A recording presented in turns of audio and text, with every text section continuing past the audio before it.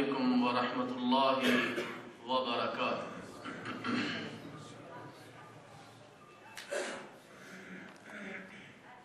الحمد للہ نحمده ونستعینه ونستغفره ونؤمن به ونتوکل علیہ ونعوذ باللہ من شرور انفسنا ومن سیئات اعمالنا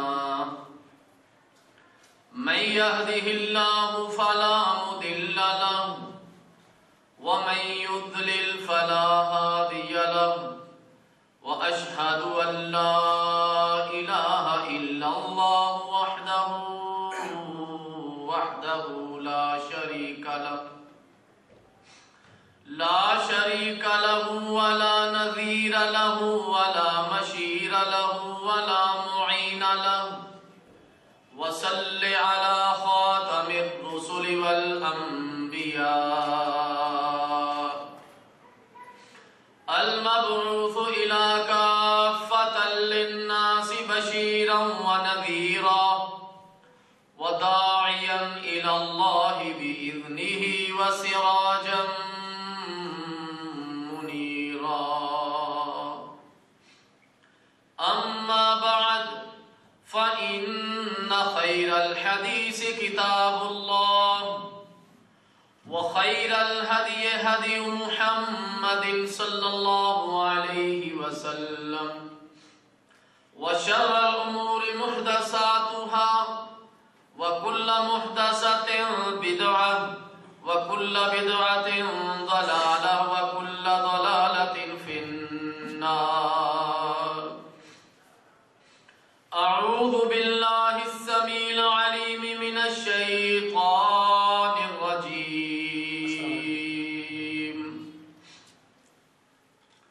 ولقد ذرأنا لجهنم كثيرا من الجن والإنس لهم قلوب لا يفقهون بها ولهم أعين لا يبصرون بها ولهم آذان لا يسمعون بها أولئك كالأنعام بل هم أضل أولئك هم الغافلون۔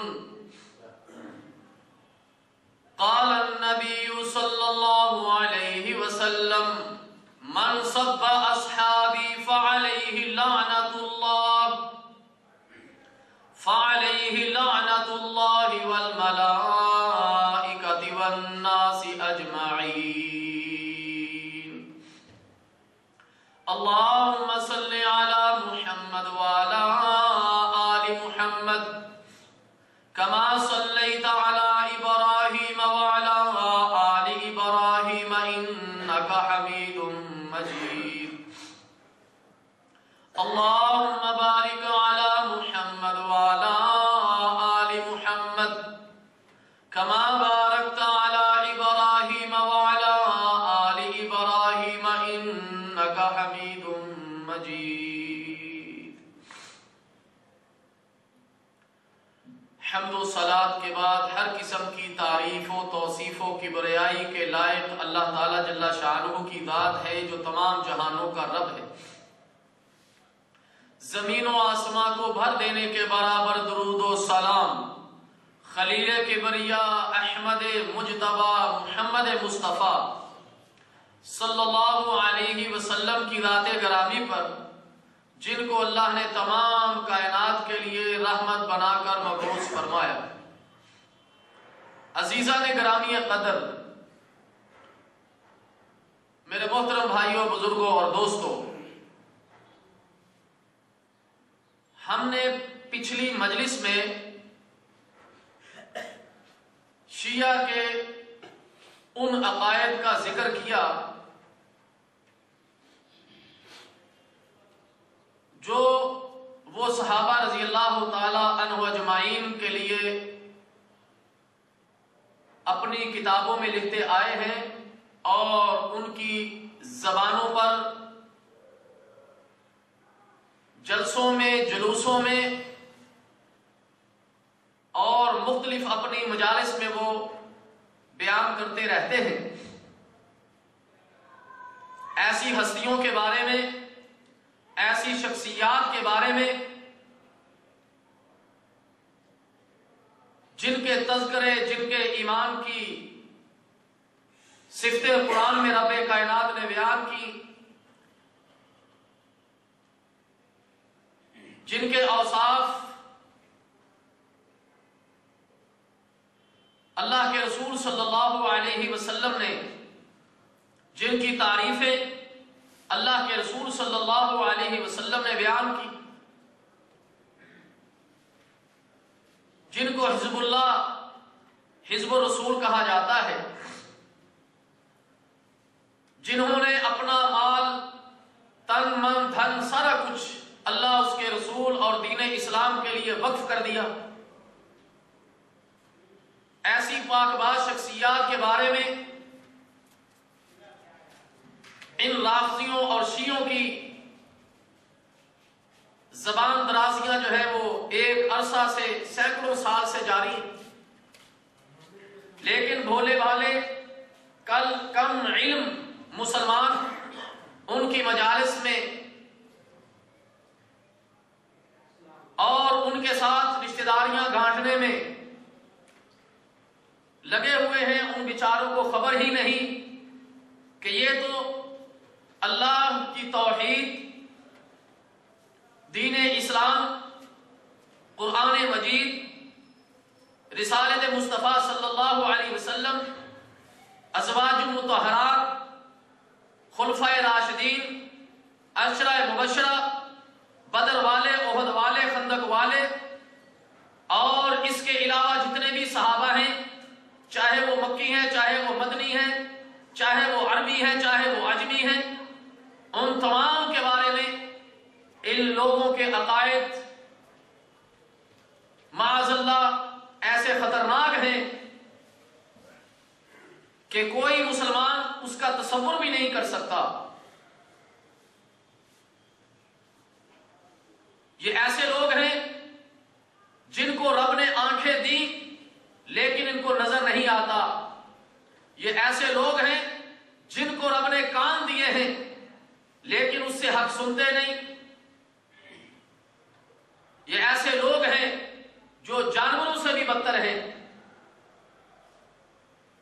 رب کائنات نے قرآن مجید فرقان حمید میں ارشاد فرمایا، وَلَقَدْ ذَرَعْنَا لِجَهَنَّمَ كَثِيرًا مِنَ الْجِنِّ وَالْإِنسِ، ہم نے ایسے بہت سے جن اور انسان جہنم کے لیے پیدا کیے ہیں، لَهُمْ قُلُوبٌ لَا يَفْقَهُونَ بِهَا، جن کے دل ایسے ہیں جن سے یہ سمجھتے نہیں، وَلَهُمْ أَعْيُنٌ لَا يُبْصِرُونَ بِهَا، ان کی آنکھیں ہیں لیکن دیکھتے نہیں، وَلَهُمْ آذَانٌ لَا يَسْمَعُونَ بِهَا، ان کے کان ہیں لیکن سنتے نہیں، أُولَئِكَ كَالْأَنْعَامِ، یہ جانوروں کی طرح ہیں، بل ہم اضل، بلکہ جانوروں سے بھی بدتر ہیں، أُولَئِكَ هُمُ الْغَافِلُونَ، یہ لوگ گمراہی میں پڑے ہوئے۔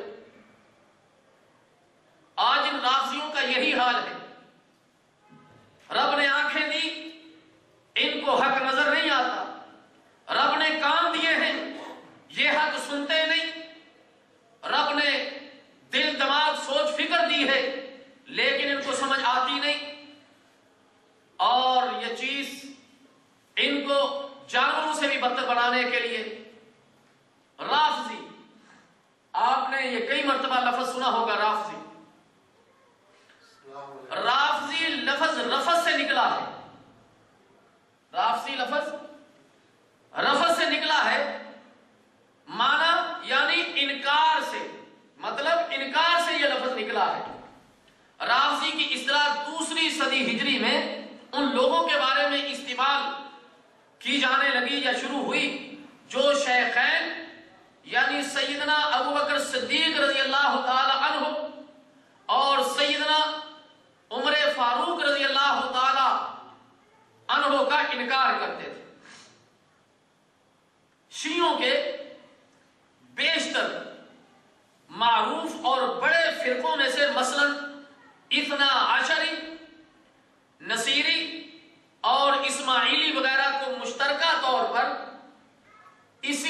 اصطلاح سے پکارا جاتا ہے، یعنی رافضی،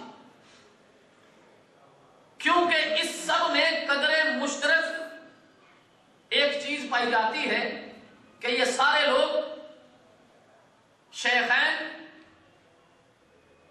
اور سیدنا عثمان غنی رضی اللہ تعالی، امیر معاویہ رضی اللہ تعالی، رسول اللہ صلی اللہ علیہ وسلم کی ازواج بی بی حفصہ رضی اللہ تعالی، ام المومنین بی بی عائشہ صدیقہ رضی اللہ تعالی عنہ اور جمیع صحابہ ان کے بارے میں یہ ارتاض کا عقیدہ رکھتے ہیں۔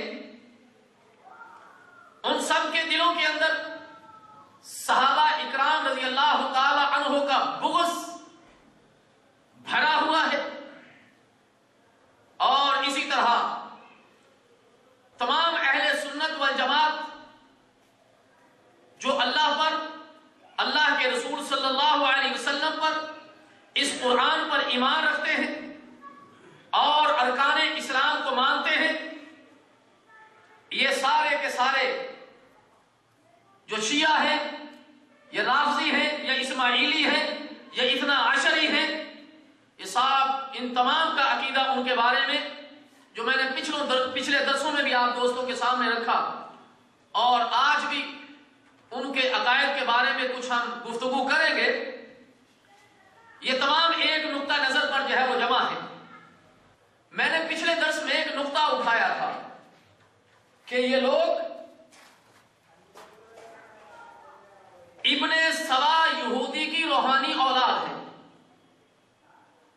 پچھلے درس میں نے 2-3 مرتبہ یہ چیز آپ دوستوں کے سامنے رکھی۔ ہم یہ جو ابن سبا تھا، عبداللہ ابن سبا یہودی، اس کا مختصر سا بایو ڈیٹا آپ دوستوں کے سامنے انہی کی کتابوں سے رکھتے ہیں۔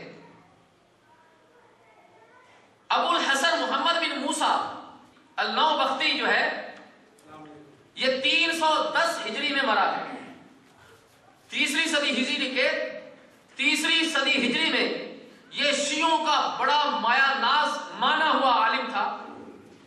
اس نے شیعوں کے فرقہ اور ان کے عقائد کے بارے میں لکھا ہے کہ کتاب فرقہ الشیعہ صفحہ نمبر 31 پر درج کرتا ہے، اور فرقہ جو کہتا ہے کہ علی رضی اللہ تعالی عنہ قتل نہیں ہوئے اور نہ ہی ان کی وفات ہوئی، وہ تب تک نہیں مر سکتے جب تک وہ عربوں کو اپنی چھڑی سے نہ چلائے، اور جب تک زمین انصاف سے برابری کی سطح پر نہیں آ جاتی، جیسا کہ اب وہ جبر و طاغوت سے بھری ہے۔ یہ امت کا پہلا فرقہ ہے جس نے وقت پہ بات کی، یعنی نبی اکرم صلی اللہ علیہ وسلم کے بعد، اور پہلا جس نے غلو کیا، اس فرقہ کو سبائیہ جو ہے وہ کہا جاتا ہے۔ یہ عبداللہ ابن سبا کے ساتھی تھے، جو پہلا فرقہ عبداللہ ابن سبا اور اس کے وہ ساتھی تھے۔ یہ سیدنا ابو بکر رضی اللہ تعالی عنہ، سیدنا عمر فاروق رضی اللہ تعالی عنہ، سیدنا عثمان غنی رضی اللہ تعالی عنہ اور بہت سارے سینکڑوں صحابہ پر الزام اور تبرہ بازی کیا کرتے تھے۔ وہ کہتا تھا کہ علی رضی اللہ تعالی عنہ نے اسے یہ کام کرنے کے لیے کہا ہے۔ کون؟ عبداللہ ابن سبا یہودی و نسل، جو منافقت کرتے ہوئے زبان سے جس نے کلمہ پڑھا تھا، لوگوں کے سامنے وہ اپنے اسلام کا اظہار کیا کرتا تھا۔ وہ کیا کہتا ہے؟ مجھے علی رضی اللہ تعالی عنہ نے یہ کہا ہے کہ تم ابو بکر پر، عمر فاروق پر، عثمان غنی پر تم تبرہ کرو۔ علی رضی اللہ تعالی عنہ نے اس خبیث کو بعد میں گرفتار کیا۔ کس کو؟ اسی ابن سبا کو، لوگوں کے احتجاج پر، لوگوں کے شور شرابہ پر کہ یہ تو اہل بیت کو چاہنے والا ہے، یہ اہل بیت کے ساتھ محبت کرتا ہے۔ اس پر علی رضی اللہ تعالی عنہ نے اس کو چھوڑ دیا، ورنہ اس کے لیے علی رضی اللہ تعالی عنہ نے جو آرڈر دیے تھے وہ یہ تھے کہ اس کو آگ میں جلا دیا جائے، لیکن لوگوں نے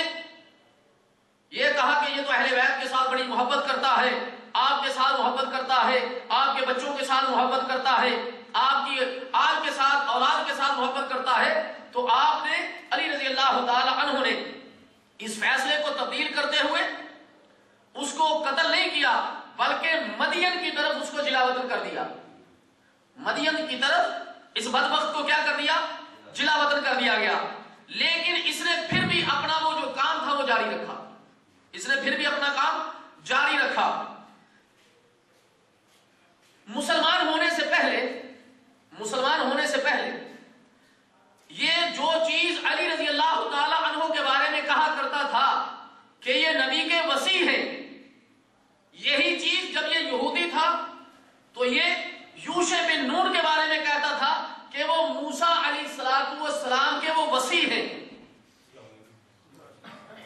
اور یہی چیز اس نے مسلمان اپنے آپ کو کہنے کے بعد علی رضی اللہ تعالی عنہ کے بارے میں کہنا شروع کر دی۔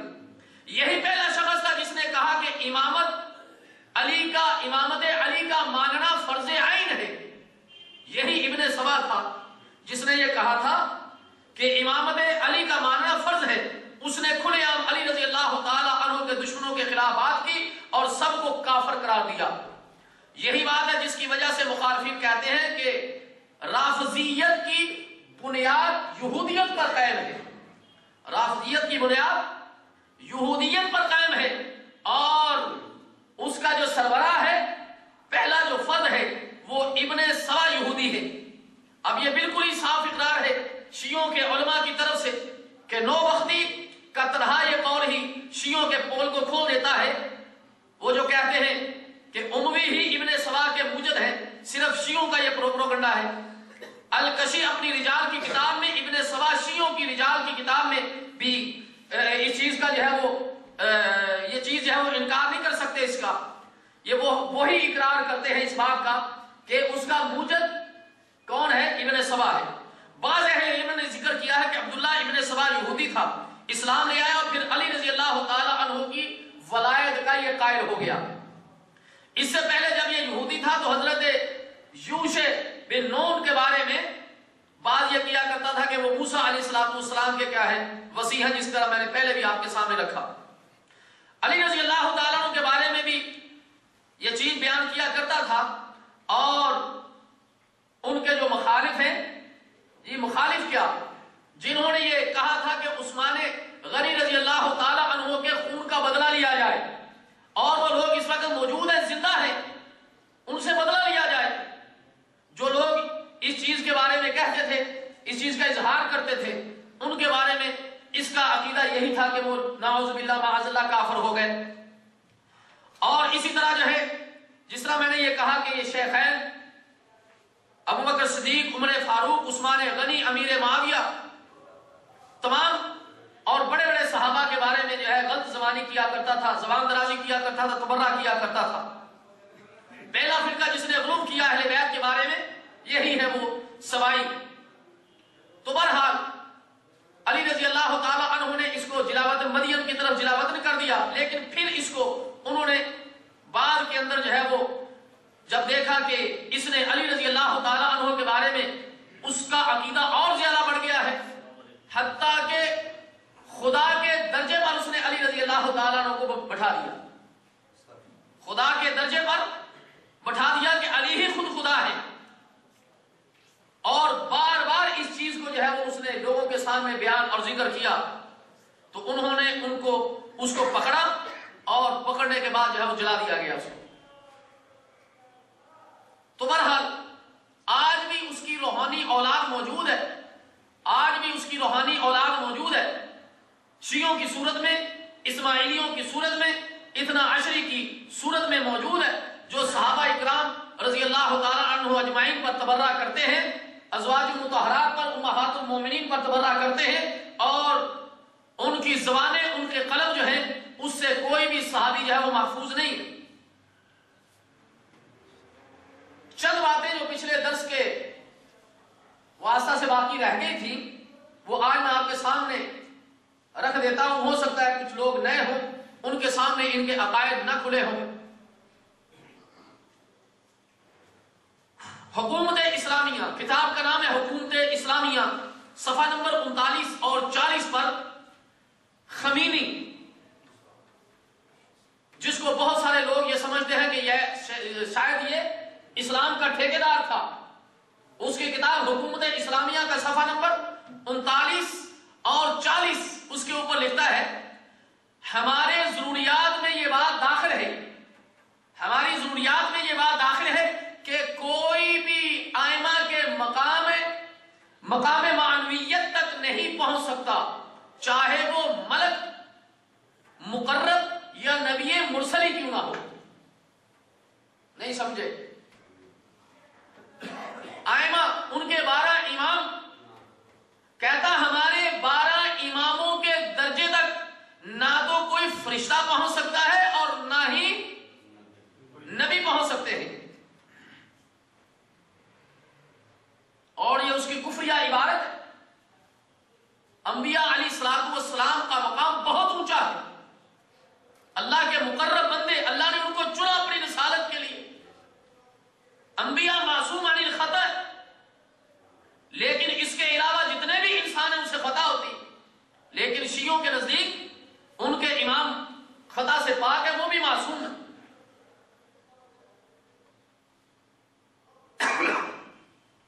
امام برحق علی نقی کا فرمان وہ نقل کرتے ہیں کہ ہم یعنی محمد اور آل محمد اللہ کے تمام اسموں کے مالک ہیں. آل محمد وہ تمام اللہ کے اسموں کے مالک ہیں.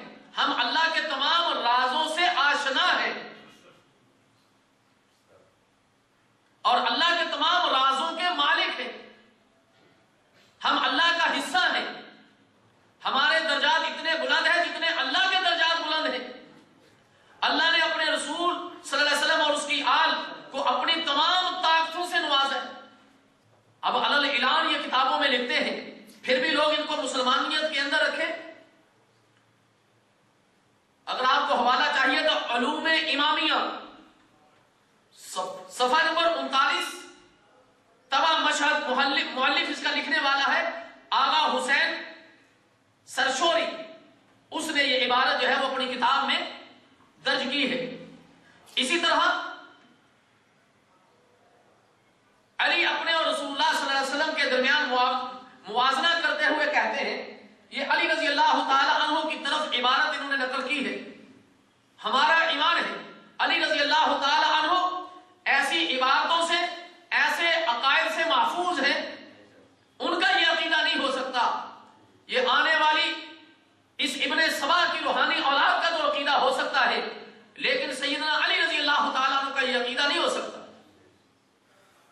کتاب کا نام ہے الاصول من الکافی، کتاب الحجہ صفحہ نمبر 196 اور 197 پہ یہ عبارت موجود ہے کہ علی رضی اللہ تعالیٰ اپنے اور رسول اللہ صلی اللہ علیہ وسلم کے درمیان موازنہ کرتے ہوئے کہتے ہیں، میں جنت اور دوزخ کی تقسیم کرنے والا ہوں، میں فاروق اکبر ہوں، میں ایسا ہوں. کیا مانا؟ یعنی موسیٰ علیہ السلام میں میسر ہوں. میرے لیے تمام فرشتوں اور رسولوں نے وہی اقرار کیا جو انہوں نے اقرار محمد مصطفیٰ صلی اللہ علیہ وسلم کے لیے کیا. مجھ پر بھی خدا نے ویسی ہی چیزیں اتاری. آپ بھی بحکم الہی گفتگو کرتے ہیں اور میں بھی بحکم الہی گفتگو کرتا ہوں. یعنی رسول اللہ صلی اللہ علیہ وسلم اللہ کے حکم سے بولتے ہیں اور میں بھی اللہ کے حکم سے بولتا ہوں. یہاں تک تو میں یعنی علی اور آپ یعنی صلی اللہ علیہ وسلم برابر ہیں، لیکن اس کے علاوہ مجھے ایسی خوبیاں دی گئیں جو مجھ سے پہلے کسی کو نہیں دی گئی، کہ مجھے آفتوں مصیبتوں کا علم عطا کیا گیا، انصاف اور فصل خطاب کا علم دیا گیا. جو مجھ سے پہلے ہو چکے ہیں وہ بھی میرے علم میں ہیں اور جو میرے بعد آنے والے ہیں وہ بھی میرے علم میں ہیں. یعنی یہ عبارت منسوب کی کس کی طرف؟ علی رضی اللہ تعالی عنہ کی طرف. لیکن جس طرح میں نے یہ کہا کہ ہمارا یہ ایمان ہے کہ علی رضی اللہ تعالی عنہ ایسی گفتگو نہیں کر سکتے. اس لیے کہ اس گفتگو میں انبیاء علیہ السلام کے درجات کو گھٹا دیا گیا، اور جس کو وہ اپنا پہلا امام مانتے ہیں اس کا درجہ انہوں نے محمد مصطفیٰ صلی اللہ علیہ وسلم سے بھی بڑھا دیا۔ مشہور شیعہ مولوی محمد حسین آل کاشف الغطا اپنی کتاب میں لکھتا ہے کہ اگر ابن ملجم کی تلوار نہ ہوتی، ابن ملجم کون ہے؟ جس نے علی رضی اللہ تعالی عنہ کو شہید کیا، کہتا ہے اگر اس کی تلوار نہ ہوتی تو امام علی بن ابی طالب دنیا میں ہمیشہ زندہ رہتے۔ حالانکہ قرآن کیا کہتا ہے؟ کل نفس ذائقۃ الموت، ہر نفس نے موت کا ذائقہ چکھنا ہے، ہر نفس کو موت آنی ہے، اور یہی عقیدہ تمام مسلمانوں کا ہے، اور یہی عقیدہ تمام صحابہ کا تھا کہ کوئی جان بھی دنیا میں ایسی نہیں جس کو موت نہیں آنی۔ لیکن وہ اپنی کتاب میں محمد حسین آل کاشف الغطا کیا لکھتا ہے کہ اگر ابن ملجم کی تلوار نہ ہوتی تو علی المرتضی رضی اللہ تعالی عنہ آج بھی انا للہ و انا الیہ راجعون۔ اسی طرح شیعوں کا یہ بھی عقیدہ ہے کہ اللہ تعالیٰ نے پیغام رسالت دے کر جبرائیل علیہ السلام کو بھیجا، پیغام رسالت دے کر بھیجا کہ جاؤ علی رضی اللہ تعالی عنہ کو رسالت کا پیغام دے دو کہ وہ نبی ہے، لیکن جبرائیل غلطی کھا گیا اور چلا گیا محمد صلی اللہ علیہ وسلم کے گھر میں، ان کو جا کر رسالت دے دی۔ انوار النعمانیہ جلد نمبر 1 صفحہ نمبر 237 مصنف نعمت اللہ جزائری کی کتاب کے اندر یہ چیز موجود ہے کہ اللہ تعالیٰ جل شانہ نے رسالت جبرائیل علیہ السلام کو دے کر بھیجی کہ جاؤ علی کو دے کر آؤ، لیکن انہوں نے جا کر کس کو دے دی؟ نعوذ باللہ معاذ اللہ۔ ان کے عقیدے ننگے عقیدے ہیں ان کے، لیکن لوگ ان کے ساتھ محبت کرتے ہیں۔ ایک ایسا ننگا عقیدہ جس کے بارے میں کوئی مومن، کوئی مسلمان تصور بھی نہیں کر سکتا کہ جب علی رضی اللہ تعالی عنہ کی شادی بی بی فاطمہ رضی اللہ تعالی عنہ سے ہو گئی اور شب زفاف آیا تو رسول اللہ صلی اللہ علیہ وسلم نقل کفر نہ باشد، یہ میں ان کی عبارت نقل کر رہا ہوں صرف آپ لوگوں تک پہنچانے کے لیے کہ آپ تک ان کے عقائد پہنچ جائیں اور ایسے لوگوں تک ان کا عقیدہ پہنچ جائے جو ان کو مسلمان تصور کیے بیٹھے ہیں، جو یہ سمجھتے ہیں کہ وہ قرآن پڑھتے ہیں، نماز پڑھتے ہیں، اذان ہوتی ہے، ایسے لوگوں تک ان کے عقائد پہنچ جائے۔ شب زفاف میں نبی اکرم صلی اللہ علیہ وسلم نے فرمایا یہ ان کی کفریہ عبارت، گندی عبارت، غلیظ عبارت۔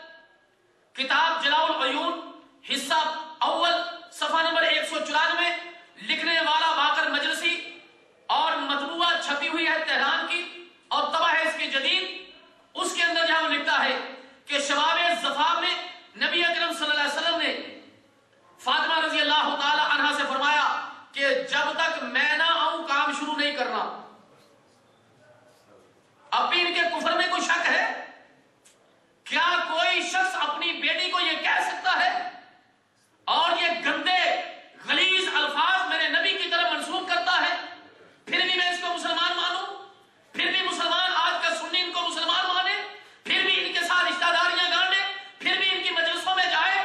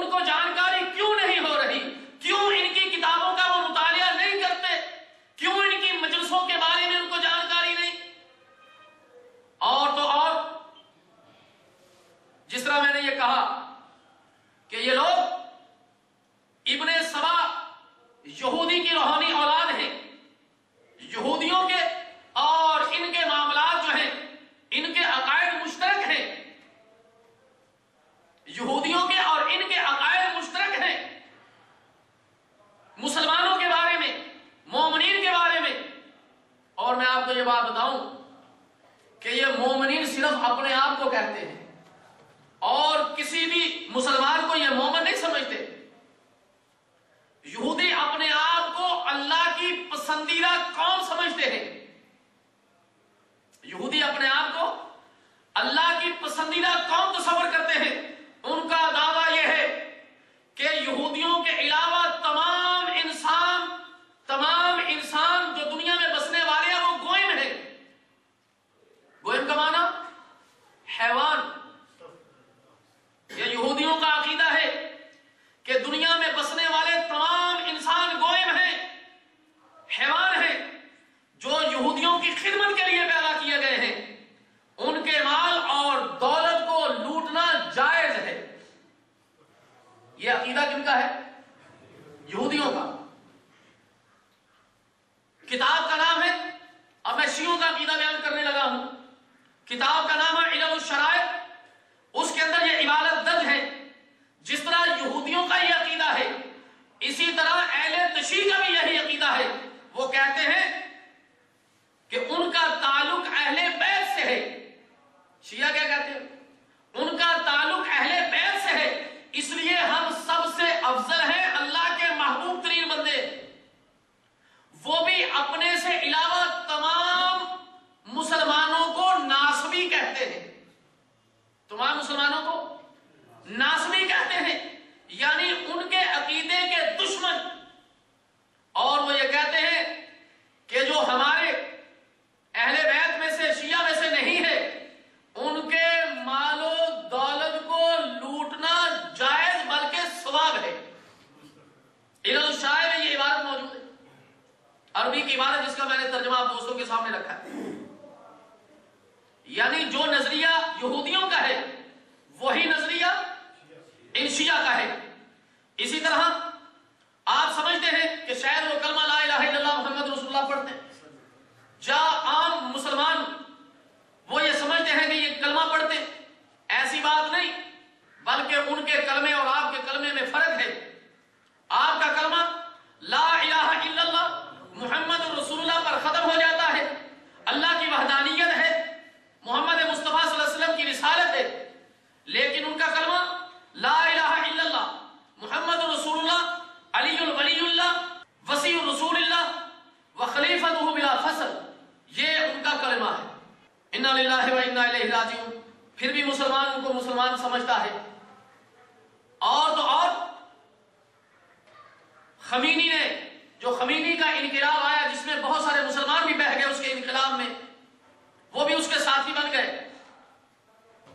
اس کا کلمہ بھی سنتے جائیے. ماہانہ وحدت اسلامی تہران جون 1984 بحوالہ خمینی ازم اور اسلام صفحہ نمبر 4 کے اندر یہ کلمہ موجود ہے. کیا کلمہ ہے؟ لا الہ الا اللہ محمد الرسول اللہ علی ولی اللہ خمینی حجت اللہ. پھر بھی ان کو مسلمان مانا جائے. یہ چند عبارتیں جو مختلف عبارتیں صحابہ کے بارے میں اور ان کے عقائد کے بارے میں تھی، جن سے عام مسلمان بیچارہ بے بہرا ہے، نہ سمجھ ہے، اس کی ان کی کتابوں تک رسائی نہیں. جو ان کی کتابوں کا مطالعہ کرے، ہاں وہ لوگ جو ان کی مجالس کو اٹینڈ کرتے رہے ہیں یا ان کے قریب رہے ہیں یا ان کے رشتہ دار ہیں، وہ یہ جانتے ہیں ان کے کیا عقائد ہیں. اس لیے ان سے بچ کے رہا جائے. اور جس طرح میں نے پچھلے درس میں عرض کیا تھا کہ رب کی توحید کے بارے میں، رسالت کے بارے میں، قرآن کے بارے میں، صحابہ کے بارے میں جو ان کے عقائد ہیں، میں نے آپ دوستوں کے سامنے پچھلے درسوں میں رکھے. اور میں نے عرض کیا تھا کہ آپ لوگوں کے بارے میں بھی ان کے عقائد عجیب و غریب ہیں. امت رسول صلی اللہ علیہ وسلم کے بارے میں ان کے جو عقائد ہیں ان پر بھی ذرا غور کیجئے، توجہ کیجئے اور دیکھیے کہ عام مسلمانوں کے بارے میں ان کے کیا عقائد ہیں. جو شخص کسی گروہ سے تعلق رکھتا ہے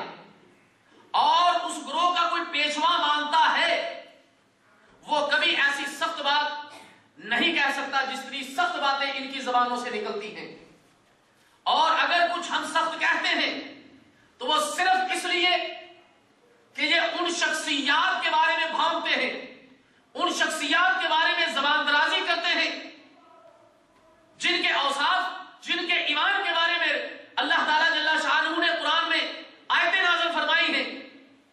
ان شخصیات کے بارے میں یہ بھانپتے ہیں جن کی تعریف محمد مصطفیٰ صلی اللہ علیہ وسلم کی زبان مبارک سے نکلی ہے. اور ہم تو یہی کہتے ہیں کہ جو رسول اللہ صلی اللہ علیہ وسلم کی رسالت کے بارے میں شک میں ہو، جو اس قرآن کے بارے میں شک میں ہو، جو امہات المومنین کی عزت اور احترام نہ کرنے والا ہو، جو صحابہ رضی اللہ تعالی اجمعین کا احترام نہ کرنے والا ہو، رب کعبہ کی قسم ہے سور سے بھی بدتر ہے، خنزیر سے بدتر ہے، وہ کتے سے بھی بدتر ہے. اس لیے کہ رب کائنات کی جو آیت میں نے آپ دوستوں کے سامنے، رب کا حکم میں نے آپ کے سامنے پڑھا کہ رب نے کان دیے یہ حق سنتے نہیں، رب نے آنکھیں دی یہ حق دیکھتے نہیں، رب نے دل دیا یہ سمجھتے نہیں ہیں. تو یہ جانور نہیں بل ہم ازل، یہ جانوروں سے بھی بدتر ہے. کسی سور کو، کسی خنزیر کو، کسی کتے کو، کسی بلی کو، کسی موذی جانور کو آپ نہیں پائیں گے دنیا میں جو صحابہ پر تبرہ کرتا ہو. لیکن یہ انسان ہوتے ہوئے بھی صحابہ پر تبرہ کرتے ہیں، ازواج مطہرات پر تبرہ کرتے ہیں، ان کے بارے میں گندی زبان استعمال کرتے ہیں. تو پھر مجھے کہنے دیجئے کہ یہ جانوروں سے بھی بدتر ہے. اور قرآن رب کا کلام سچا ہے. جو حق بات کو نہ سمجھتا ہو، ارے جانور بھی سمجھتے ہیں، جانور بھی سمجھتے ہیں. ان کو بھی پتا ہے کہ میرے کھانے کی جگہ کہاں ہے، ان کو بھی پتا ہے کہ میرے پینے کی جگہ کہاں ہے، ان کو بھی پتا ہے کہ کھانے میں گندگی ملی ہوئی ہے، وہ منہ موڑ لیتے ہیں. جاؤ گدھے کے سامنے، بکری کے سامنے تمباکو رکھ دو، وہ تمباکو نہیں کھائے گی. اس کو بھی سمجھ ہے کہ یہ گندی چیز ہے. لیکن یہ انسان ہوتے ہوئے بھی حق کو نہیں پہچان رہے، حق کو نہیں سمجھ رہے. حق واضح ہو چکا ہے. رب کعبہ کی قسم، اللہ کے رسول صلی اللہ علیہ وسلم ایسے راستے پر چھوڑ کر گئے ہیں جو راستہ جس کی راتیں دن کے اجالوں سے بھی زیادہ روشن ہیں. لیکن اس کے باوجود بھی یہ سمجھنے کے لیے تیار نہیں ہے. تو پھر کہنے دیجئے یہ لوگ جانوروں سے بھی بدتر ہیں جو حق کی طرف نہیں آ رہے. ان لوگوں کو نہ تو قرآن کا کوئی خیال ہے، اور نہ ہی محمد مصطفیٰ صلی اللہ علیہ وسلم کی تعلیم کا کوئی خیال ہے، اور نہ ہی علی المرتضیٰ رضی اللہ تعالی عنہ کی اس محبت کا جو ان کے دل کے اندر سیدنا ابو بکر اور عثمان اور ابو بکر صدیق رضی اللہ تعالیٰ عنہ اور عمر فاروق کی تھی، نہ اس کا ان کو پاس ہے. تو سنیے، سدید سیرنی امام جعفر صادق سے نقل کرتے، کتاب اصول کافی صفحہ نمبر 336 اور 37 ہے، جلد نمبر 1 ہے. یہ امت خنزیروں جیسی ہے. ان شیعوں کا عقیدہ، ان رافضیوں کا عقیدہ، ان اسماعیلیوں کا عقیدہ اس امت کے بارے میں کہ یہ امت خنزیروں جیسی ہے. آگے لکھتا ہے یہ ملعون امت محمدیہ کو ملعون کہہ رہا ہے. یہ ملعون امت اس کا کیوں انکار کرتی ہے کہ خدا تعالیٰ کسی وقت اپنی حجت کے ساتھ وہی سلوک کرے جو یوسف علیہ السلام کے ساتھ کیا تھا. یوسف علیہ السلام نے تو جیل کو خود پسند کیا تھا کہ ایسے حالات سے جیل میں جانا بہتر ہے. لیکن یہ پوری امت کے لیے. اور اسی طرح ابی جعفر رضی اللہ تعالیٰ عنہ کی طرف ایک عبارت منسوب کرتے ہیں، اور یہ عبارت کافی کتاب روضہ صفحہ نمبر 285 طبع ایران پر یہ عبارت موجود ہے.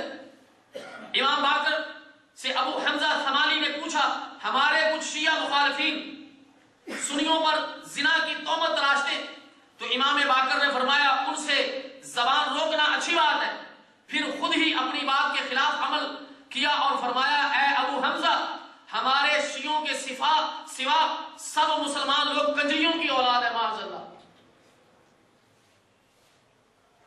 اگر ایسی گالی اسلام میں کسی کو دی جائے تو حد قذف لگتی ہے، پتہ ہے آپ کو؟ حد قذف لگتی ہے، ایسی گندی گالی دی جائے کسی کو۔ اور حد قذف کیا ہے؟ 80 کوڑے مارے جائیں۔ لیکن یہ پوری امت کے بارے میں ایسی زبان استعمال کر رہے ہیں، اس کے اندر عام مسلمان نہیں، اس کے اندر بڑے بڑے صحابہ بھی آ جاتے ہیں۔ اور جس طرح میں نے کہا تھا کہ یہ سنیوں کو ناسبی کہتے ہیں، تمام سنی ناسبی اور کتے سے بھی بدتر ہے، یہ عقیدہ ہے شیعوں کا۔ فارسی کی عبارت ہے، وقت کے پیش نظر میں آپ کے سامنے صرف اس کی عبارت کا ترجمہ رکھتا ہوں۔ کتاب کا نام ہے حق الیقین، اس کا صفحہ نمبر ہے 516۔ حضرت جعفر صادق نے فرمایا کہ شیعو وہاں غسل نہ کرو جہاں غسل کا پانی گرتا اور جمع ہوتا ہے، کیونکہ وہاں ولد الزنا یعنی حرامی اور سنی کا دودن ہوتا ہے، اور سنی ولد الزنا سے بھی بدتر ہے۔ یہ یقینی بات ہے کہ خدا نے کوئی مخلوق کتے سے زیادہ بری پیدا نہیں کی، اور سنی خدا کے ہاں کتے سے بھی زیادہ ذلیل خوار ہے۔ دوسری جگہ پر شیعہ کی کتاب میں من لا یغفر الفقیہ صفحہ نمبر 8 جلد نمبر 1 نجاست اور طہارت کے بارے میں باب میں یہودی عیسائی ولد الزنا اور کتے کے جھوٹے سے وضو جائز نہیں، سب سے زیادہ پلید پانی سنی مسلمان کا جھوٹا ہے معاذ اللہ۔ اور یہ ناسبی کس کو بولتے ہیں پتہ ہے؟ شیعہ ناسبی کس کو کہتے ہیں؟ یہ سنیوں کو ناسبی کہتے ہیں۔ جب بھی یہ ناسبی کا لفظ استعمال کریں گے اس سے مراد ان کی سنی ہوتے ہیں۔ ملا باقر علی مجلسی حق الیقین صفحہ نمبر 521 پر لکھتا ہے، ابن ادریس نے کتاب اسرائیل میں محمد بن علی بن عیسیٰ کی کتاب مسائل سے روایت کی کہ شیعوں نے امام علی نقی علیہ السلام کی طرف خط لکھا اور پوچھا کہ آیا ہم ناسبی کی پہچان کرنے میں اس سے زیادہ کے محتاج ہیں کہ وہ حضرت ابو بکر پر اور عمر فاروق کو امیر المومنین سے پہلے خلیفہ یعنی علی رضی اللہ تعالی عنہ سے پہلے تو خلیفہ مانتے، رتبہ سمجھتے اور ان کو خلیفہ برحق اعتقاد رکھتا ہے؟ حضرت علی نقی نے جواب میں لکھا جو کوئی یہ عقیدہ رکھتا ہے وہ ناسبی ہے۔ اس نے لکھا کہ ہمیں بتاؤ کہ جس کا یہ عقیدہ ہے کہ علی رضی اللہ تعالی عنہ سے بڑا درجہ عمر فاروق کا ہے یا سیدنا ابو بکر صدیق رضی اللہ تعالی عنہ کا ہے، اس کے بارے میں ہمیں بتاؤ۔ تو وہ کیا کہتے ہیں؟ ایسا عقیدہ ناسبیوں کا ہے۔ اور یہ عقیدہ تمام سنیوں کا ہے یا نہیں؟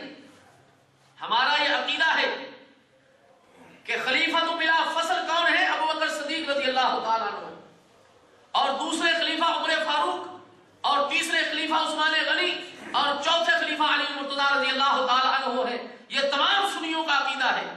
لیکن شیعوں کے نزدیک جس کا یہ عقیدہ ہے کہ ابو بکر کا پہلا نمبر، عمر فاروق کا دوسرا نمبر، عثمان غنی کا تیسرا نمبر، وہ ناسبی ہے۔ تو ناسبی کس کو یہ کہتے ہیں؟ جی سنیوں کو۔ اسی طرح ان کا یہ بھی عقیدہ ہے کہ شیعہ کے علاوہ تمام مسلمان منافق اور کافر ہیں۔ ان کا یہ بھی عقیدہ معاذ اللہ۔ کتاب کا نام حق الیقین صفحہ نمبر 537 پر یہ عبارت موجود ہے، فارسی کی عبارت، جو شخص شہادتین کا اقرار کرے، جو شخص شہادتین کا اقرار کرے، کیا معنی؟ اشہد ان لا الہ الا اللہ واشہد ان محمدً عبدہ ورسولہ، جو شہادتین کا اقرار کرے، ضروریات دین اسلام میں سے کسی چیز کا بظاہر انکار نہ کرے، جو ارکان اسلام ہے کسی کا انکار نہ کرے، اور ایسا فعل اس سے سرزد نہ ہو جو توہین کو مستلزم ہے،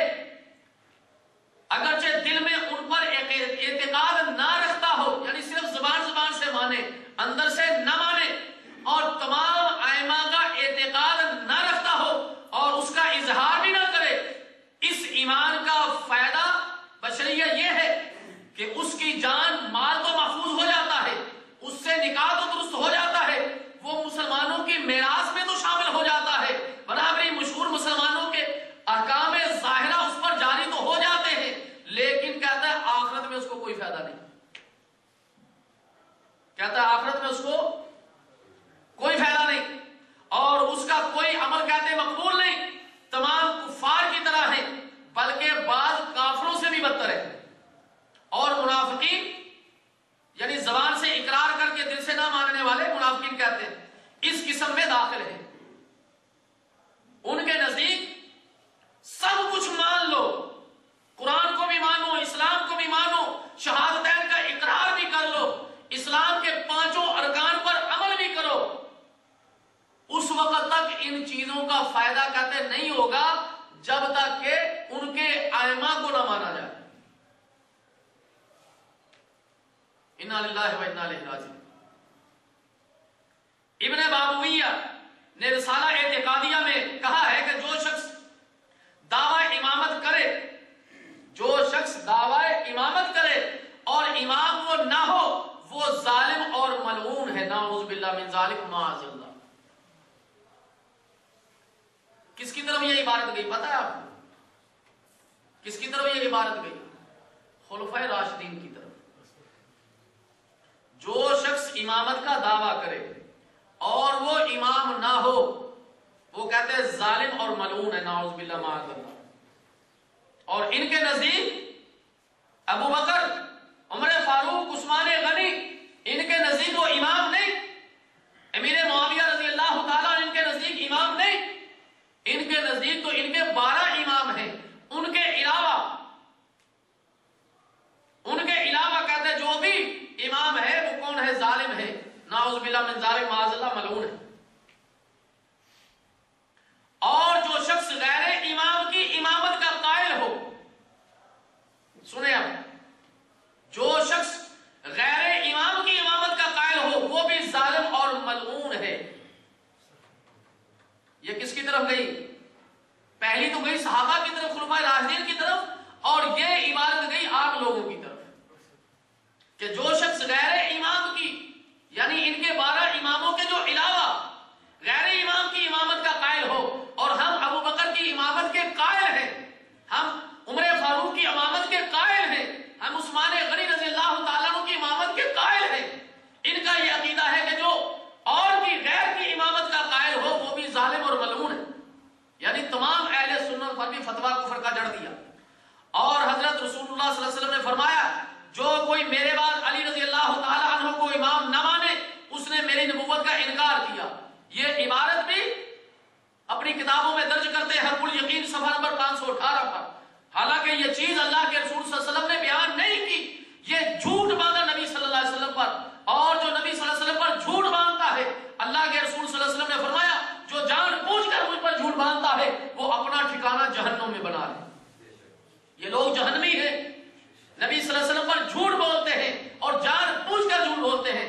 دنیا میں جتنی بھی سنیوں کی کتابیں ہیں کسی کی کتاب میں یہ عبارت موجود نہیں، یہ شیعہ کی کتابوں میں عبارت موجود ہے، اور یہ بھی موجود ہے، اور جو کوئی میری نبوت کا انکار کرے اس نے اللہ کا انکار کیا۔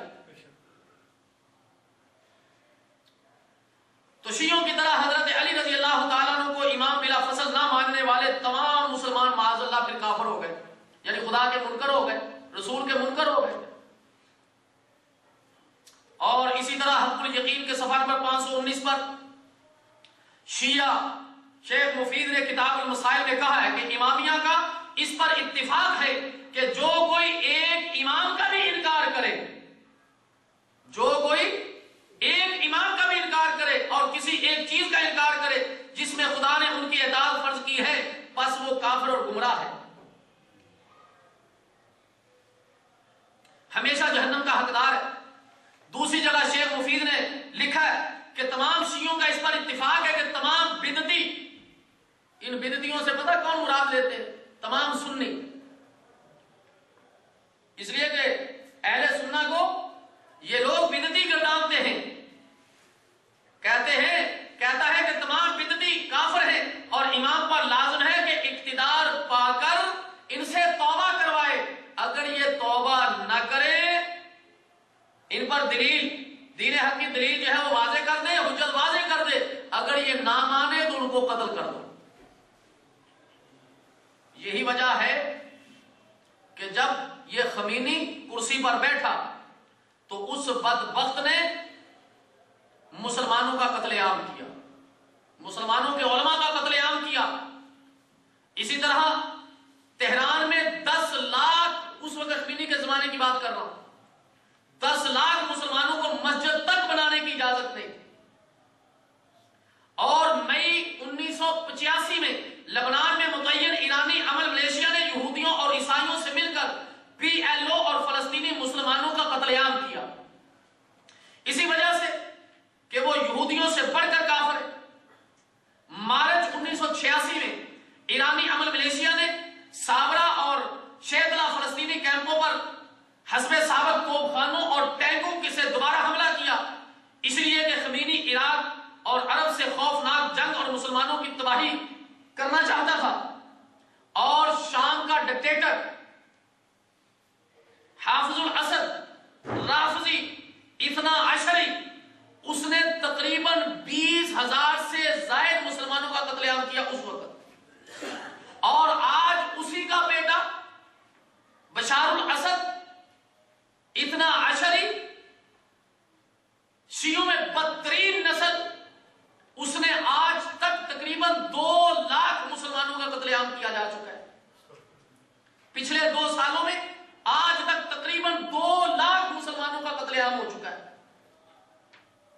اس لیے کہ یہ لوگ اہل سنت کو مسلمان نہیں سمجھتے، اہل سنت کو مسلمان یہ نہیں سمجھتے، صرف یہ اپنے آپ کو یہ مسلمان جو ہے وہ سمجھتے ہیں۔ اس لیے میرے محترم دوستو، کاش کہ ہمارے حکمران، ہمارے صحافی، ہمارے سیاستدان ان کی ان چالوں کو سمجھیں، ہمارے لکھاری مصنفین اس چیز کو سمجھیں، ان کے ظلم اور زیادتیوں کو سمجھیں اور لوگوں تک اس کو بتلائیں۔ لیکن ظلم در ظلم ہماری اسمبلیوں میں شیعہ، ہماری گورنمنٹ میں شیعہ، ہماری پارلیمنٹ میں شیعہ، ہماری فوج میں شیعہ، ہمارے دفاتر میں شیعہ، ہمارے بینکوں میں شیعہ، ہمارے کونسلر شیعہ، تو کہاں سے پھر آپ کو حق ملے گا؟ کہاں سے حق کو حق ملے گا؟ جس علاقے میں شیعہ ہو، جس علاقے میں شیعہ MNA MPA ہو، وہ کہاں سے وہاں پر امن چاہے گا؟ یہ بدبخت جو ہے وہ ہلاکو اور چنگیز خان سے بھی بڑھ گئے ہیں، ہلاکو اور چنگیز خان سے بھی بڑھ گئے، جو مسلمانوں کا قتل عام دنیا میں کرتے پھر رہے ہیں۔ اور ان کا عقیدہ یہ ہے کہ سنی مشرکین کی طرح ہے۔ کتاب حق الیقین صفحہ 537 پر یہ فارسی کی عبارت موجود ہے، جس کا ترجمہ یہ ہے کہ اس شیعی ایمان کے بالمقابل کفر ہے، اس میں تمام مذاہب باطلہ کے سب فرقے داخل ہیں، جیسے عام کفار، منافقین، مشرکین، سنی مسلمان اور غیر اثنا عشری، تمام شیعہ فرقے زیدیہ اور فتیہ اور فقیہ، کیسانیہ، ناؤسیہ، اسماعیلیہ، آغا خانی وغیرہ جو ہے، کیونکہ سارے لوگ دائمی کہتے ہیں یہ جہنمی ہے، حالانکہ یہ سب سارے سنیوں کے علاوہ یہ سب بدبخت برابر ہیں۔ اس سے پتا چلا کہ اثنا عشری رافضی باقی تمام شیعوں کو بھی کافر کہتے ہیں۔ شیعوں کا گندا ترین، سب سے بدترین جو عقیدہ ہے، شیعوں کی جماعتوں میں سب سے گندی ترین جو جماعت ہے وہ اثنا عشری جماعت ہے۔ اثنا عشری جو شیعہ ہیں، ان کی اکثریت جو موجود ہے وہ سوریہ کے اندر پائی جاتی ہے، اور وہ اس وقت ان کا عقیدہ یہ ہے کہ بشار الاسد جو اثر بیٹھا اس وقت، یہ اس وقت دنیا میں اللہ کی صورت میں موجود ہے، اور اس کے حواری، اس کی افواج کے لوگ، اس کے چاہنے والے اس کی تصویر کو بھی سجدہ کرتے ہیں، اور ایسے نوجوانوں کی ویڈیو یوٹیوب میں موجود ہے جن کو اس کی ملیشیا، اس کی فوج یہ کلمہ پڑھنے پر مجبور کر رہے ہیں کہ پڑھو لا الہ الا اللہ، بشار الاسد رسول اللہ،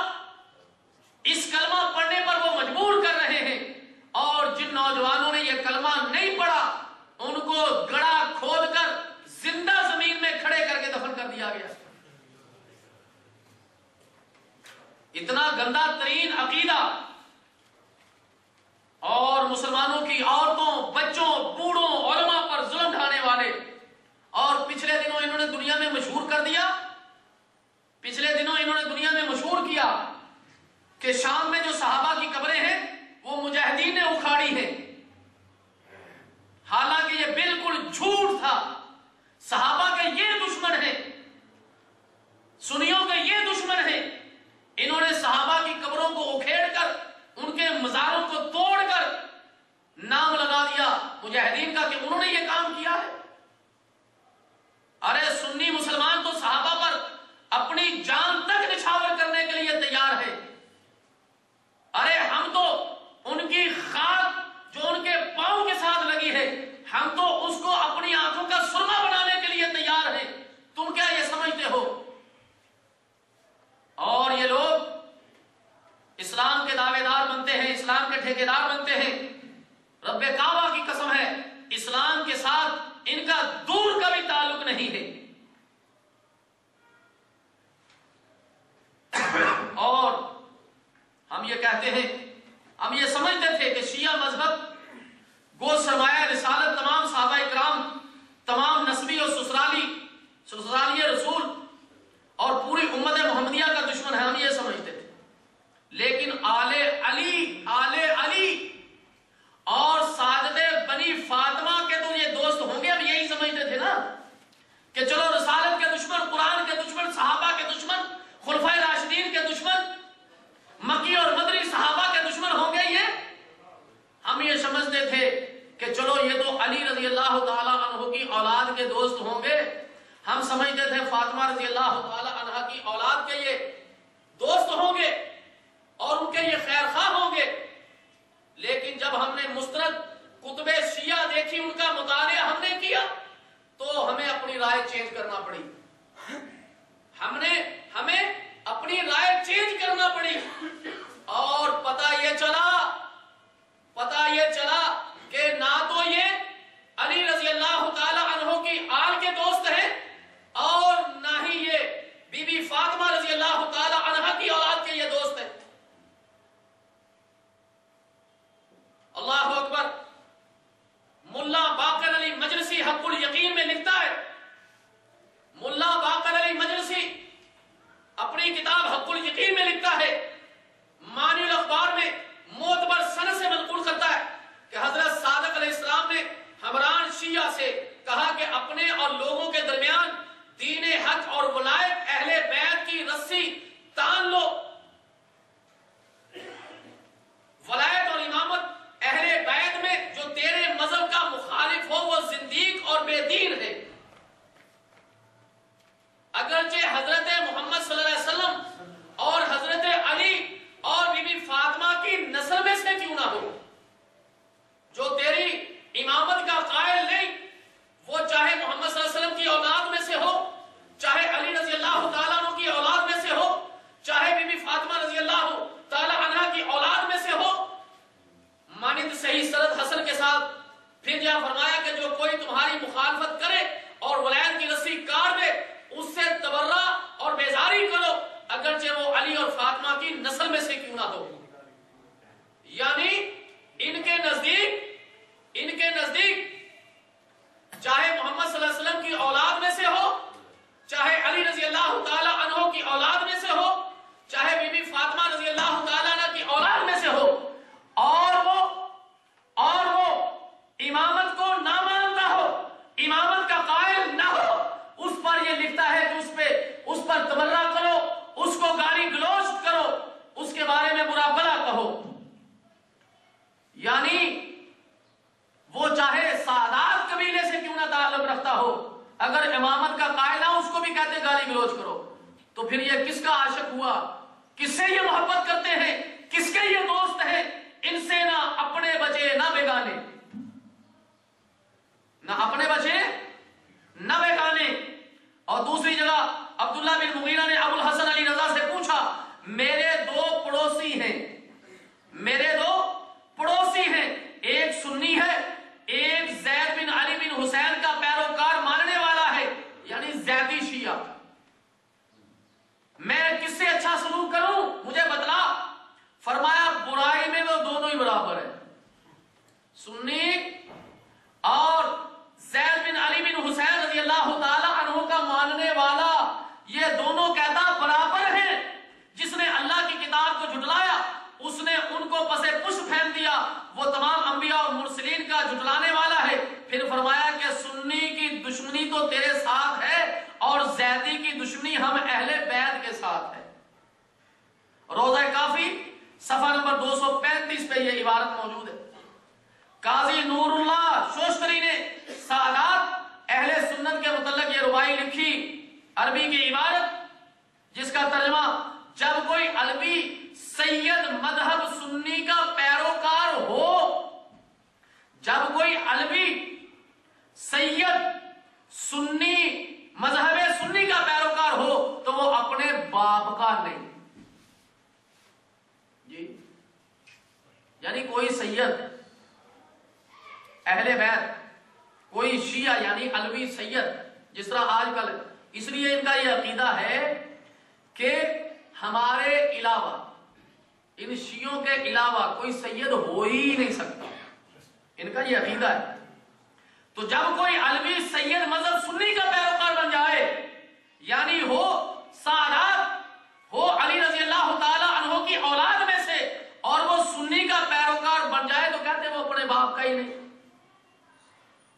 اس سے تو کہتے کتا بھی فطرت میں کہتے بہتر ہے، کیونکہ کتے میں اپنے باپ کا مزاج تو کہتے پایا جاتا ہے. آگے لکھتا ہے حسن بن علی کے متعلق جعفر صادق نے فرمایا اگر حسن بن علی زنا کرتا، شراب پیتا، سود کھاتا، مر جاتا تو اس سے بہتر تھا کہ وہ سنی مذہب پر فوت ہو جاتا.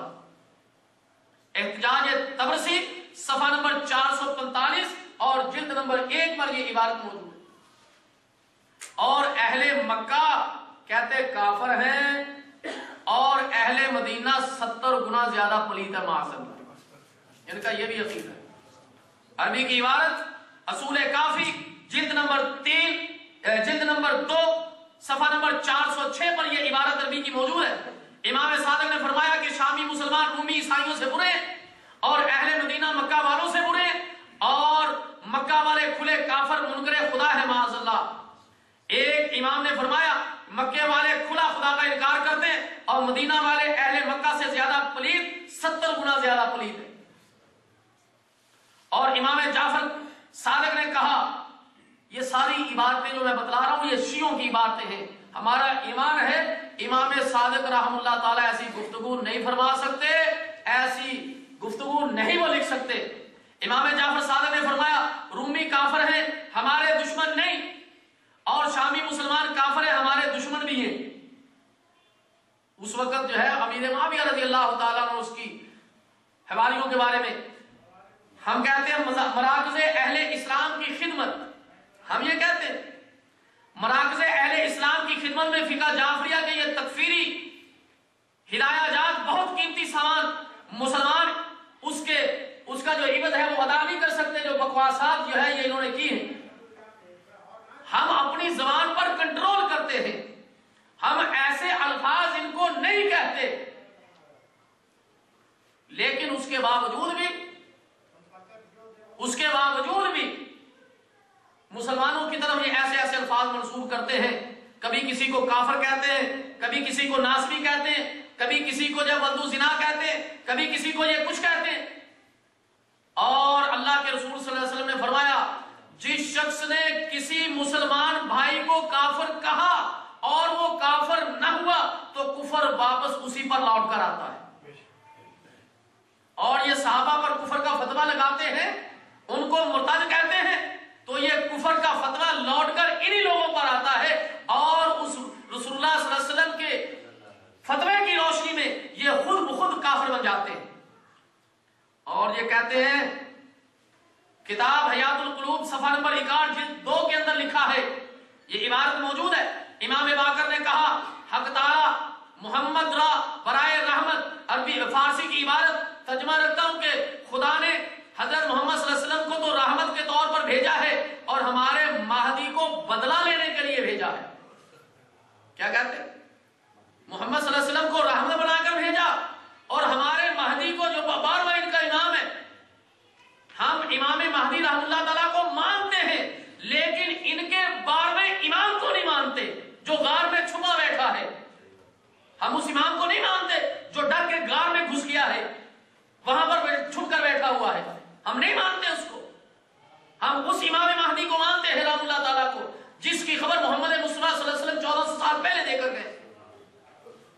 کہتے ہیں محمد صلی اللہ علیہ وسلم کو تو رحمت بنا کر بھیجا اور امام مہدی کو بدلہ لینے والا بنا کر بھیجا ہے.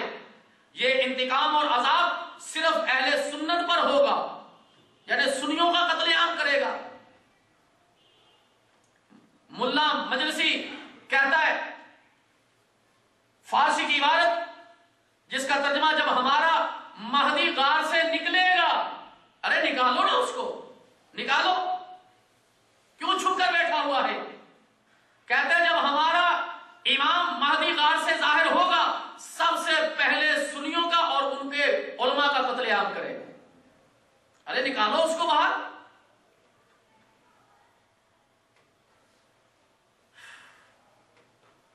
خمینی اور اس کے ایجنٹوں نے شام، فلسطین، ایران اور عراق میں سنیوں کا جو قتل عام کیا یہ اسی کی ایک کڑی ہے. اور آج بھی مسلمانوں کا یہ قتل عام کر رہے ہیں اور ہمارے سربراہ آنکھوں پر پٹی باندھ کر بیٹھے ہوئے ہیں، پٹی باندھ کر بیٹھے، ان کو کچھ نظر نہیں آ رہا. نور اللہ شوشتری اہل سنت کو یوں گالی دیتا ہوا کہتا ہے، اس کی عربی کی عبارت مجالس المومنین جلد 2 صفحہ 480 فارسی، علی ولی سے بغض کی نشانی مشہور ہے جو حرامیوں کی پیشانی پر لکھی ہوتی ہے. جو لوگ علی رضی اللہ تعالیٰ عنہ کی ولایت حسب عقیدہ شیعہ، ان کا عقیدہ کیا ہے کہ علی رضی اللہ تعالیٰ عنہ بلا فصل خلیفہ ہے. ان کا شیعوں کا عقیدہ کیا ہے؟ علی رضی اللہ تعالیٰ عنہ پہلے خلیفہ ہے بلا الفصل. اور سنیوں کا عقیدہ کیا ہے؟ چوتھے ہیں، پہلے ابو بکر ہیں، دوسرے عمر فاروق، تیسرے عثمان غنی اور چوتھے خلیفہ علی رضی اللہ تعالیٰ عنہ.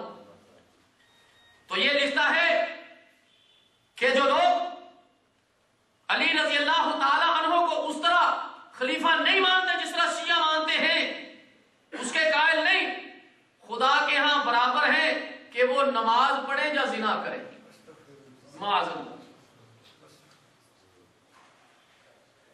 یہ ان کا عقیدہ ہے میرے بھائی. اور پھر پیٹتے ہیں، روتے ہیں، چلاتے ہیں، سال کے بعد گریبانوں کو چاک کرتے ہیں، عورتیں بھی اور مرد بھی، زنجیر زنی، تلوار زنی، اور پتہ نہیں کون کو کس کس طریقے سے اپنے آپ کو جو رب نے ان کی قسمت میں سزا لکھ دی ہے اس پر یہ عمل کرتے ہیں. یہ رب کی طرف سے ان کی قسمت میں سزا لکھی ہوئی ہے. جو اسلام کو اسلام نہ مانے، قرآن کو کامل نہ مانے، میرے مصطفیٰ صلی اللہ علیہ وسلم کی رسالت کو نہ مانے، خلفائے راشدین کو نہ مانے، ان کی قسمت کے اندر یہ سزا رب نے لکھ دی ہے.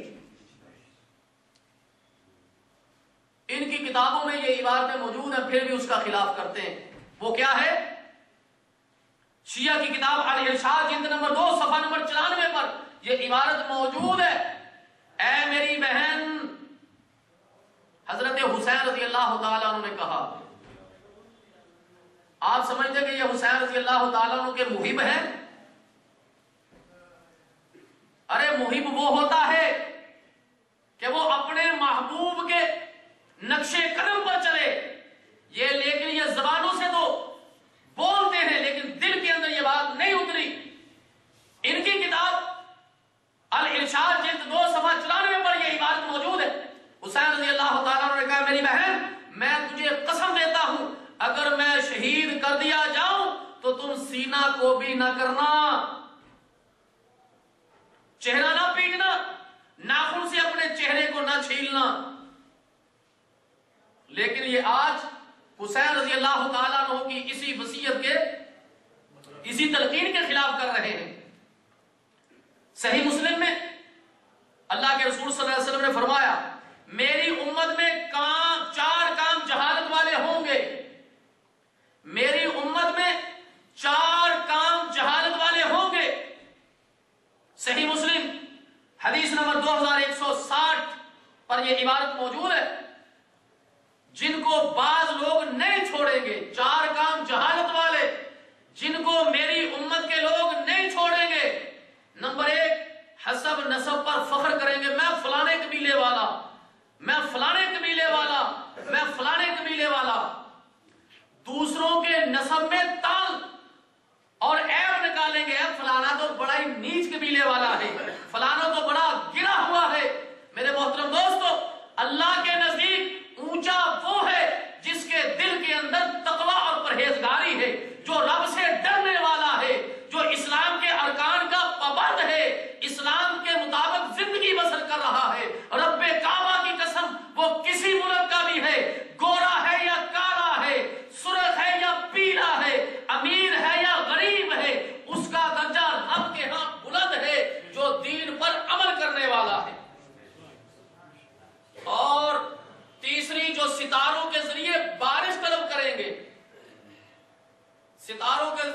ذریعے بارش طلب کریں گے، اور چوتھا نوحہ مرثیہ کرنا، یہ وہ چوتھی چیز ہے جو جہالت کے کام ہے اور اس امت میں موجود ہے اور رہیں گے قیامت تک۔ اور اللہ کے رسول صلی اللہ علیہ وسلم نے فرمایا نوحہ کرنے والی عورت جب توبہ نہ کرے، نوحہ کرنے والی عورت جب توبہ نہ کرے اور اسی حالت میں مر جائے تو قیامت کے دن اسے اٹھایا جائے گا اور اس کو گندھک کی قمیض پہنائی جائے گی۔ گندھک سمجھتے ہیں؟ اس کو گندھک کی قمیض اور خارش کی چادر اس کو اڑائی جائے گی۔ کون عورت؟ جو نوحہ بازی کرتی ہے۔ آج ہمارے ملکوں کے ٹیلی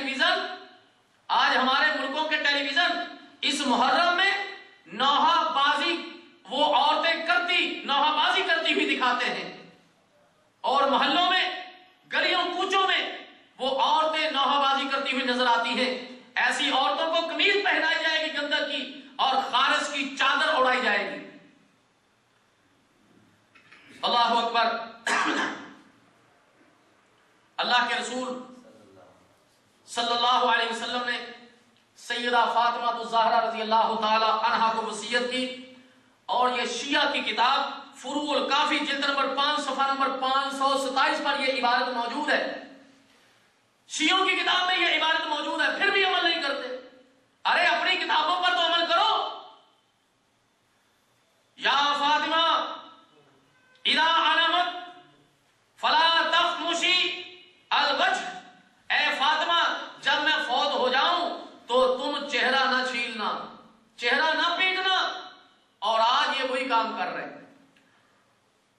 عورتوں کو معذر میں بھیجنے کے متعلق اللہ کے رسول صلی اللہ علیہ وسلم نے 1400 سال پہلے فرمایا۔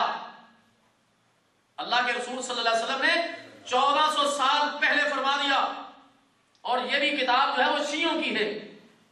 خصائل لابن بابویہ صفحہ نمبر 92 ایران سے چھپی ہے، عربی کی عبارت جس کا ترجمہ علی مرتضیٰ رضی اللہ تعالی عنہ نبی علیہ السلام سے روایت کرتے ہیں۔ مصطفیٰ صلی اللہ علیہ وسلم نے علی رضی اللہ تعالیٰ عنہ کو وصیت کی، اے علی جس نے اپنی عورت کی اطاعت کی اللہ تعالیٰ اس کو جہنم میں منہ کے بل اوندے بل گرائے گا۔ علی رضی اللہ تعالیٰ عنہ نے عرض کی حضور عورت کی اطاعت کیا ہے؟ مصطفیٰ صلی اللہ علیہ وسلم نے فرمایا عورتوں کو حماموں اور شادیوں اور نوحے کی طرف لے کر جانا اور باریک کپڑے پہننے کی اجازت دینا۔ تو پتہ یہ چلا کہ شیعہ اپنی کتابوں کی روشنی میں، اپنے کتابوں کی روشنی کے اندر جو ہے یہ رسول اللہ صلی اللہ علیہ وسلم کا انکار کرنے والے، علی رضی اللہ تعالیٰ عنہ کا انکار کرنے والے۔ اور میں بات بتلاؤں انہی کی کتابوں سے، آخری بات انہی کی کتابوں میں سے، جس طرح میں نے یہ شروع میں یہ عرض کیا تھا کہ ان کے جو امام ہیں ہم بھی ان کو مانتے ہیں، لیکن جس طرح یہ مانتے ہیں ہم اس طرح، اور ہم یہ کہتے ہیں کہ ان لوگوں نے ایسی عبارتیں نہ لکھی ہیں اور نہ ہی انہوں نے اپنی زبانوں سے کہی ہیں جو یہ لکھتے اور زبانوں سے ادا کرتے ہیں۔ ایک عبارت آخری بتلا کر ختم کرتا ہوں جس سے پتہ چلتا ہے کہ یہ لوگ جھوٹی باتیں لکھتے ہیں۔ کتاب کا نام ہے فروع الکافی، کتاب السعید شکار کی کتاب، جلد نمبر 4 صفحہ نمبر 219 پر یہ عبارت موجود ہے۔ کلینی روایت کرتا ہے، لکھتا ہے جعفر کہتے ہیں میرے والد باقر بنو امیہ کے دور میں تقیہ کرتے تھے، تقیہ کرتے ہوئے یہ فتویٰ دیتے تھے کہ باز اور چیل کا شکار حلال ہے، مگر میں تقیہ نہیں کرتا اور یہ فتویٰ دیتا ہوں کہ ان کا کیا ہوا شکار کا جو جانور ہے وہ حرام ہے۔ سمجھے بات کو؟ ان کی کتابوں میں یہ ہے کہ ہمارے بڑے وہ تقیہ کرتے ہوئے فتویٰ دیا کرتے تھے۔ تقیہ کرتے ہوئے، تقیہ کیا ہے؟ منافقت، اوپر سے کچھ اور اندر سے، یعنی ان کی عبارتوں میں، ان کی کتابوں میں موجود ہے کہ